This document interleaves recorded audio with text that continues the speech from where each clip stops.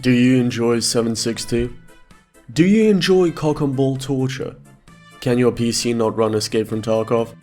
Well, that's an odd predicament, but you should play Zero Sievert.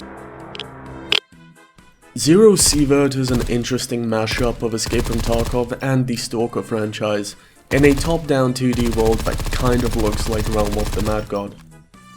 You start the game in a Soviet bunker with some bedrooms, a doctor, and, of course, a bar.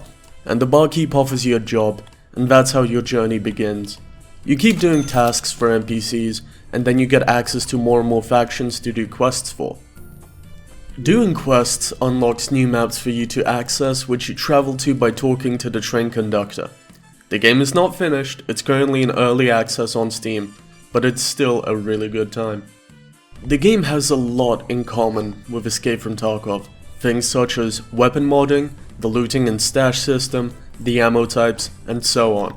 However, it also takes a lot of inspiration from the Stalker franchise with things such as anomalies, mutants, and of course, the ability to throw balls.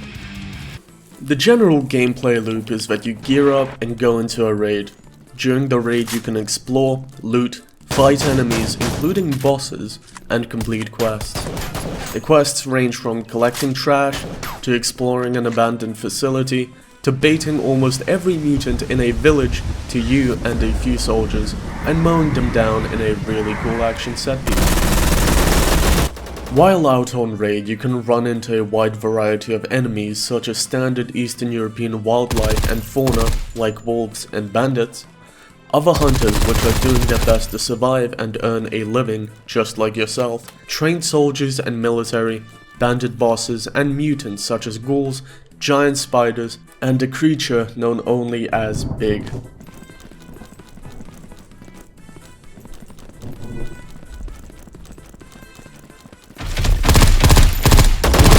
The game also has a crafting and stash system similar to Escape from Tarkov, where you can upgrade your stash and build crafting stations which allow you to craft supplies and ammo, or stations that grant bonuses such as a comfy bed or a gym. Most maps are more than what they seem at first glance. They may have things such as bandit strongholds, dungeons such as abandoned labs or sewers, an abandoned village which you can't go to until it gets cleared out, and maps can have random events that happen, things such as supply drops which draw in nearby enemies and get them to fight over it, and a Fallout 4 style radstorm. So overall, it's a pretty good game. It's usually about £17, but it has gone on sale a few times, so look out for that. It's also a pretty good representation of how I grew up in a former Soviet state.